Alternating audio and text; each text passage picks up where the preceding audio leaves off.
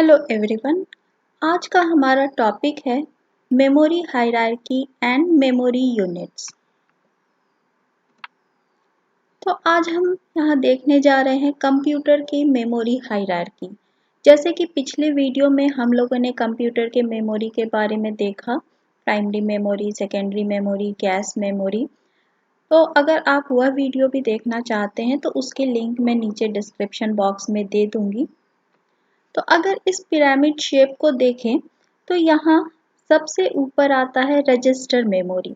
Register memory क्या होता है? यह मेमोरी प्रोसेसर के अंदर होती है और इन रजिस्टर्स का यूज प्रोसेसर कैलकुलेशन या किसी एड्रेस या डेटा को स्टोर करने के लिए करता है।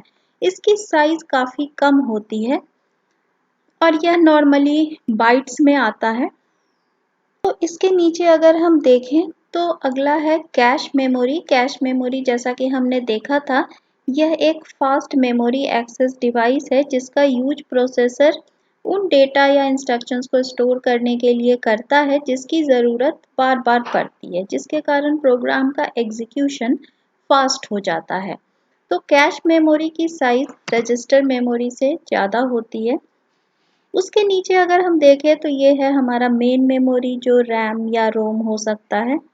यह कैश मेमोरी से बड़ा होता है, इसकी साइज ज़्यादा होती है लेकिन एक्सेस स्पीड इसकी कम होती है।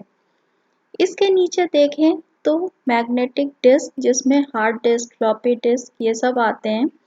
इसके नीचे मैग्नेटिक टेप्स जो लार्ज अमाउंट ऑफ डेटा को स्टोर कर सकता है, और इसके भी नीचे हमारे दूसरे अदर स्टोरेज डिवाइस आ सकते हैं जैसे ऑप्टिकल डिस्क, फ्लैश डिस्क आदि।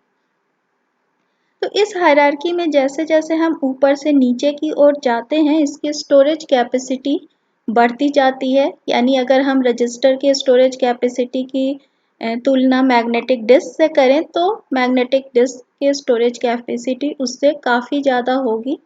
साथ ही साथ इस हायरार्की में ऊपर से नीचे जब हम जाते हैं तो इसकी कॉस्ट पर बाइट, मेमोरी की कॉस्ट कम होती जाती है, लेकिन इसका एक्सेस स्पीड स्लो होता है।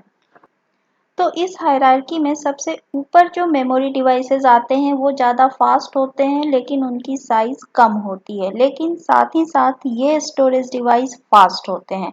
जैसे जैसे हम नीचे जाते हैं इनकी कैपेसिटी बढ़ती जाती है, कॉस्ट कम होती जाती है, साथ ही साथ ये डिवाइसेस स्लो होते जाते हैं। अब हम देखते हैं मेमोरी यूनिट्स। मेमोरी यूनिट्स क्या है? यह कंप्यूटर के मेमोरी को मेज़र करने का तरीका है। जैसे हम किसी चीज़ की लेंथ नापते हैं या विड्थ नापते हैं, उसी तरीके से अगर हमें कंप्यूटर मेमोरी को मेज़र करना हो तो इसके लिए कुछ मेमोरी यूनिट्स दिए गए हैं जिनको हम देखने वाले हैं।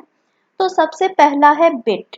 बिट बाइनरी डिजिट का शॉर्ट फॉर्म है और जो कंप्यूटर मेमोरी का सबसे स्मॉलेस्ट यूनिट है। एक बिट में एक सिंगल बाइनरी डिजिट ही स्टोर किया जा सकता है। बाइनरी डिजिट्स क्या होते हैं? 0 एंड 1। तो एक बिट में या तो हम 0 स्टोर कर सकते हैं या 1। अब अगर हम देखें तो ये चार्ट है जिसमें आप देख सकते हैं कि 1 bit equal to binary digit. Binary digit यानी इसमें 0 या 1 एक ही डिजिट स्टोर किया जा सकता है। दूसरी यूनिट है बाइट। बाइट 8 बिट्स से मिलकर बनता है, यानी 8 बिट्स के ग्रुप को हम 1 बाइट कह सकते हैं। इसी तरीके से 1024 बाइट्स इक्वल टू 1 किलोबाइट कहा जाता है या 1 केबी कहा जाता है। 1024 केबी तो इक्वल टू 1 एमबी। एमबी यानी मेगाबाइट। तो इसी तरीके से देखते हैं ये मेजरमेंट यूनिट्स अलग अलग होती हैं। जैसे किलोबाइट के बाद मेगाबाइट, गीगाबाइट, टेराबाइट, पेटाबाइट। अभी तक नॉर्मली हम लोग टेराबाइट तक स्टोरेज डिवाइसेस यूज़ कर रहे हैं। पेटाबाइट, फिर उसके बाद आता है एक्साबाइट, जेटाबाइट, योटाबाइट, ब्रोंटोबाइट, जियोबाइट।